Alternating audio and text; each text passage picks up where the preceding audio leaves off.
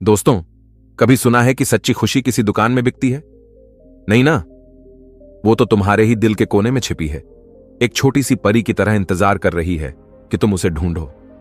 सोचो, जब तुम अपने अंदर से खुश होते हो कैसा लगता है?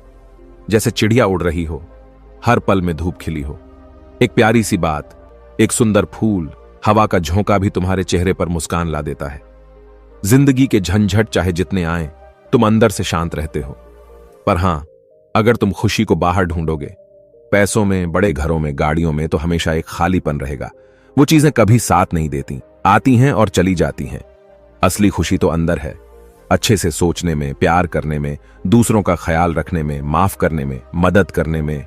इन सबको जगाओ, खुद से प्यार करो, हर पल के मजे लो। यही वो जादू है जो तुम्हें सचमुच खुश कर देगा। दोस्तों, एक समय की बात है, एक गांव में एक लड़की रहती थी। वह लड़की सुंदर नहीं थी और उसका कोई भी नहीं था। वह अकेले ही रहा करती थी। वह खुद ही मेहनत करती और अपने लिए 2 वक्त की रोटी का प्रबंध किया करती। यूं तो उसे 2 वक्त की रोटी मिल ही जाया करती, लेकिन फिर भी वह अपने आप से खुश नहीं थी। उसे दुनिया में सभी लोग सुखी नजर आते थे, सभी लोग खुशहाल नजर आते थे। उनका जीवन देखकर वह खुद को कोसा करती, खुद को तरह तरह की बातें कहती।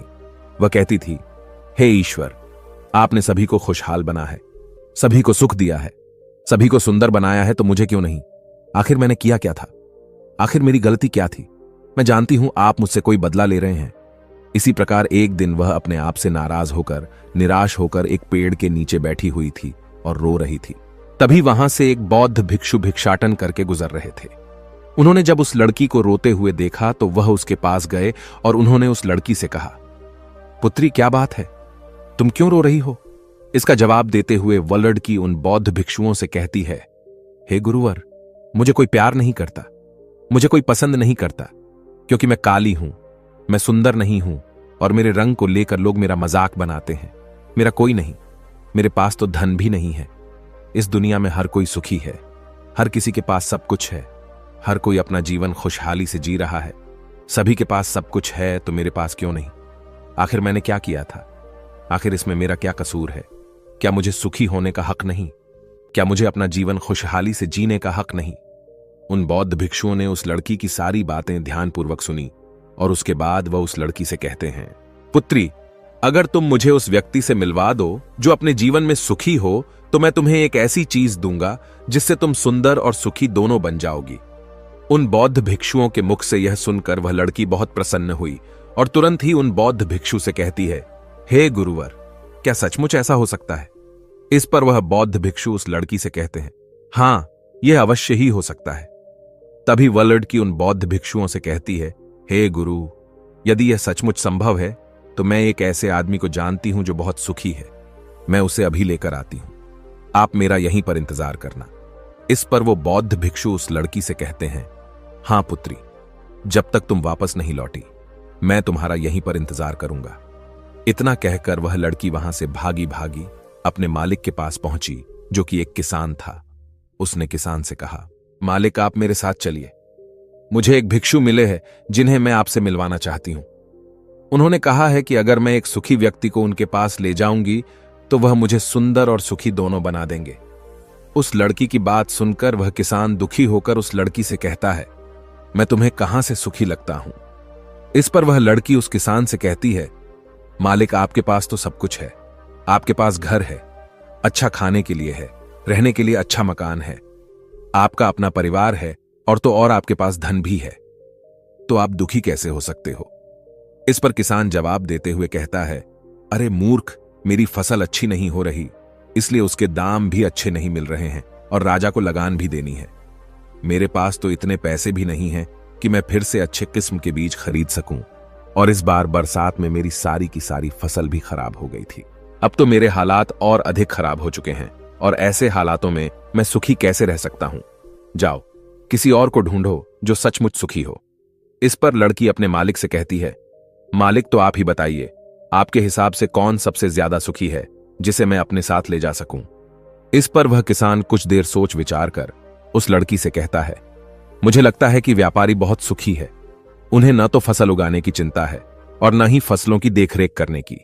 उन्हें तो बस फसल खरीदनी होती है और वह उसे कहीं से भी खरीद सकते हैं। और तो और वे अन्य चीजों का भी व्यापार करते हैं जिनका मौसम से कोई लेना देना नहीं होता, और वे लोग हमसे कहीं ज्यादा अधिक धन भी कमाते हैं। लोग उनका आदर सम्मान भी करते हैं।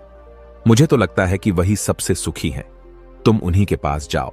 लड़की अपने मालिक की बात सुनकर वहां से भागी भागी एक व्यापारी के पास जा पहुंची और उस व्यापारी से कहती है, मालिक, आप मेरे साथ चलिए। मुझे एक भिक्षु मिले हैं जिन्हें मैं आपसे मिलवाना चाहती हूं। उन्होंने कहा है कि किसी ऐसे सुखी व्यक्ति को ले आओ जो सचमुच सुखी हो, और उसके बाद वह मुझे एक ऐसी चीज देंगे जिससे मैं सुंदर और सुखी दोनों हो जाऊंगी। उस लड़की की यह बात सुनकर वह व्यापारी दुख भरे शब्दों में उस लड़की से कहता है, अरे, हमारे जीवन में कहां सुख है? चारों ओर से तो हमें दुख ने ही घेर रखा है। चोर, लुटेरे, डकैत, हमें सबका ध्यान रखना पड़ता है। व्यापार में अभी बहुत घाटा भी चल रहा है, और तो और राजा हमसे अतिरिक्त कर भी वसूल रहे हैं, जिससे अब व्यापार करने में बहुत दिक्कत आने लगी है। हमें सुरक्षा भी नहीं मिल पा रही। जीवन पर हमेशा कोई ना कोई संकट मंडराता ही रहता है। मुझे तो ऐसा लगता है कि मुझसे दुखी इस दुनिया में और कोई नहीं। इस बार लड़की उस व्यापारी से कहती है, परंतु मालिक, आपके पास तो इतना धन है, आपके पास इतनी जमीन जायदाद है, आपके पास इतना अन्न है, रहने के लिए इतना बड़ा मकान और खाने पीने के लिए हर प्रकार की सुविधाएं हैं। इसके बाद भी अब दुखी हैं। यह बहुत अजीब सी बात है। मुझे तो लगता था कि आप बहुत सुखी होंगे। खैर, कोई बात नहीं। कृपया करके मुझे कोई ऐसा व्यक्ति बताइए जो आपके हिसाब से बहुत सुखी हो, जिसे मैं उन बौद्ध भिक्षुओं के पास ले जा सकूं। इस पर वह व्यापारी कुछ देर सोच विचार कर उस लड़की से कहता है, मुझे लगता है कि राज्य के अधिकारी बहुत सुखी हैं। वह सीधा राज्य से संबंध रखते हैं। उनके पास अधिकार है और वह धनवान भी हैं। वह चोर, लुटेरे और डकैतों से भी नहीं डरते, और वही लोग हमसे धन भी वसूलते हैं, और हम उनके सामने उनके आदर में झुकना ही पड़ता है, और सभी लोग उनका बहुत मान सम्मान भी करते हैं। मुझे नहीं लगता कि उनके जीवन में कोई भी दुख होगा, और मुझे लगता है कि वही सबसे सुखी हैं। काश मैं भी राजा का एक अधिकारी होता, तो मैं भी अपना जीवन आराम से बिता रहा होता। इस पर वह लड़की उस व्यापारी से कहती है, मालिक, क्या आप किसी अधिकारी को जानते हैं? क्या आप मुझे उनसे मिलवा सकते हैं? मैं उन्हें अपने साथ ले जाऊंगी। अगर वह सबसे सुखी हुए तो मुझे बौद्ध भिक्षु कुछ ऐसी चीज देंगे जिससे मैं भी सुंदर और सुखी हो जाऊंगी। बताइए ना, आप मुझे किसी अधिकारी से मिलवा सकते हैं। मैं आपकी बहुत आभारी रहूंगी। व्यापारी को उस लड़की पर दया आ गई। उसने उस लड़की को एक अधिकारी से मिलवा दिया। लड़की ने अधिकारी से मिलने के बाद उस अधिकारी से कहा, मालिक, आप मेरे साथ चलिए। मुझे एक भिक्षु मिले हैं जिन्हें मैं आपसे मिलवाना चाहती हूं। उन्होंने मुझसे कहा है कि अगर मैं एक सुखी व्यक्ति को उनसे मिलवा दूंगी तो वह मुझे एक ऐसी चीज देंगे जिससे मैं सुंदर और सुखी दोनों हो जाऊंगी।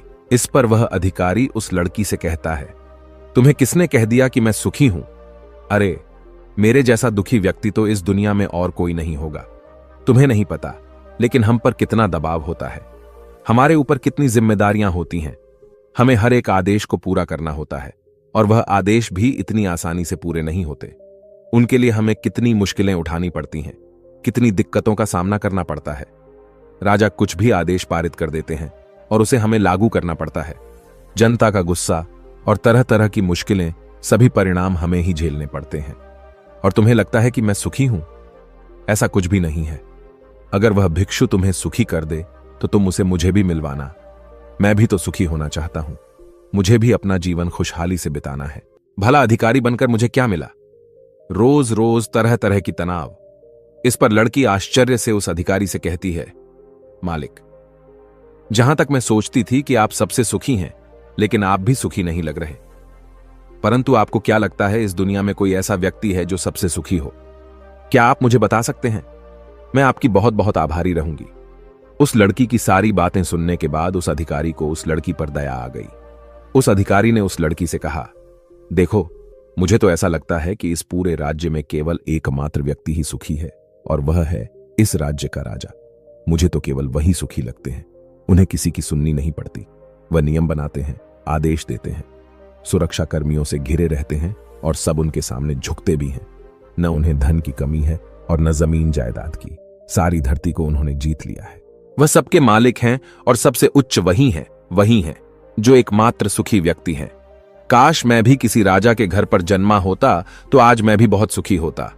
उस अधिकारी की ये सारी बातें सुनकर वो लड़की उस अधिकारी से कहती है, मालिक आपसे एक विनती है, क्या आप मुझे एक बार राजा से मिलवा सकते हैं? कृपया कीजिए, आपका बहुत एहसान होगा। बस एक बार राजा से मिलना है, मैं उनसे कुछ पूछना चाहती हूं। लड़की का चेहरा देखकर अधिकारी को लड़की पर दया आ गई। उसने कहा, चलो ठीक है, मैं अभी राजदरबार ही जा रहा हूं। एक काम करो, तुम भी मेरे साथ ही चलो और वहां पर राजा से तुम्हें जो भी पूछना है तुम पूछ लेना। इतना कहकर वह अधिकारी उस लड़की को राजदरबार ले गया। राजदरबार पहुंचने के बाद अधिकारी की विनती करने पर राजा उस लड़की की बात सुनने के लिए तैयार हो गए और उस लड़की को राजदरबार में बुलाया गया। राजा ने उस लड़की से कहा, बेटी, तुम अपनी बात निडर होकर कहो, तुम्हें क्या कहना है? तुम मुझसे क्या पूछने आई हो? इस पर वह लड़की थोड़ा घबराते हुए, थोड़ा डरते हुए राजा से कहती है, हे राजन, मैं एक संपूर्ण सुखी व्यक्ति को ढूंढ रही हूं। मुझे एक भिक्षु मिले हैं और उन्होंने मुझसे कहा है, यदि तुम कोई ऐसा सुखी व्यक्ति मुझसे मिलवा दो तो मैं तुम्हें एक ऐसी चीज दूंगा जिससे तुम सुंदर और सुखी दोनों हो जाओगी। काफी लोगों से मिलने के बाद मुझे यह पता चला कि आप ही हैं जो इस दुनिया में एकमात्र सुखी व्यक्ति हैं। तो क्या आप मेरे साथ उन भिक्षु से मिलने चलेंगे? आपका बड़ा एहसान होगा। राजा उस लड़की की बात ध्यानपूर्वक सुनता है और उसके बाद जोर जोर से हंसने लगता है और उस लड़की से कहता है, अच्छा, सबकी तरह तुम्हें भी लगता है कि मैं इस दुनिया का सबसे सुखी व्यक्ति हूं, लेकिन यदि कोई मुझसे पूछे कि इस दुनिया में सबसे दुखी व्यक्ति कौन है, तो वह मैं ही हूं। मेरे पास नींद नहीं है, मेरे पास आराम नहीं है, मैं आराम से सो नहीं पाता। अंगरक्षक हमेशा मेरे आसपास रहते हैं, उनके बिना मैं अकेले कहीं जा भी नहीं सकता। जरा सी आहट होती है तो नींद टूट जाती है। डर हमेशा लगा रहता है क्योंकि मेरे दुश्मन मेरे घर में ही रहते हैं, जिनका मुझे पता तक नहीं। कौन, कब और कहां से मुझ पर वार कर दे कोई नहीं कह सकता। यहां बैठे सभी लोग मेरे दुश्मन ही तो हैं, वे सभी मेरे शत्रु हैं। यहां पर बैठा हर एक व्यक्ति मेरे राज दरबार का ही है, किंतु मुझे सब पर शक करना पड़ता है। हर एक सांस मुझे भारी मालूम पड़ती है। इतने बड़े राज्य की जिम्मेदारी उठाना इतना आसान नहीं। तुम्हें लगता होगा कि राजा के पास तो सभी ऐशो आराम है, धन है, दौलत है, जमीन जायदाद है, उनके पास किसी चीज की कोई कमी नहीं और इस हिसाब से तो उन्हें सुखी होना ही चाहिए। किंतु मैं तुम्हें बता दूं कि ये सब सुख नहीं देते। इस पर लड़की राजा से कहती है, हे राजन, क्षमा कीजिएगा, परंतु यदि सुख धन दौलत नहीं देती, राज्य नहीं देता, जमीन जायदाद नहीं देती, ऐशो आराम नहीं देता तो क्या हुआ? कम से कम सुंदरता तो सुख देती है। इस पर राजा एक बार फिर मुस्कुराते हुए उस लड़की से कहता है, पुत्री, सुंदरता जो मैंने देखी है, जो लोग शक्ल से सुंदर होते हैं उनके मन सुंदर नहीं होते। वे लोग तो एक मुखौटा लगाए घूमते रहते हैं। वे दूसरों को दिखाते हैं कि मैं कितना सुंदर हूं, लेकिन समय सबकी सुंदरता छीन लेता है। एकमात्र सुंदरता मन में ही रहती है और जिसका मन सुंदर है वह हमेशा ही सुंदर रहता है। इस पर वह लड़की राजा से कहती है, हे महाराज, तो आप ही बताइए कि आपके हिसाब से इस दुनिया में सबसे सुंदर और सुखी कौन है? इस पर राजा लड़की से कहता है, पुत्री, मेरे हिसाब से तो एक गरीब व्यक्ति जो 2 वक्त की रोटी का प्रबंध कर सके, बस इतना ही, जो किसी तंत्र, बिना किसी बंदिशों के, बिना किसी भी दिशा में घूम सके, उसे कुछ भी छिन जाने का डर ना हो, कुछ भी लुट जाने का खौफ ना हो, जिससे रात को अच्छी नींद आती हो। मुझसे पूछे कि तो सबसे ज्यादा सुखी वही होगा और इस हिसाब से मैं तुम्हें देखता हूं कि तुम सबसे सुखी हो। तुम्हारे पास नींद है, अच्छा मन है, चारों दिशाएं हैं और कोई डर नहीं, कोई साजिश नहीं, कोई षड्यंत्र नहीं, बस जीवन है, खुला जीवन। मेरे हिसाब से तुम ही सबसे सुखी हो। राजा की ये सारी बातें सुनकर एक पल के लिए वह लड़की सोच में पड़ गई और तभी उसे इस बात का एहसास भी हो गया, वाकई में वह एकमात्र सुखी है, वही सुंदर है।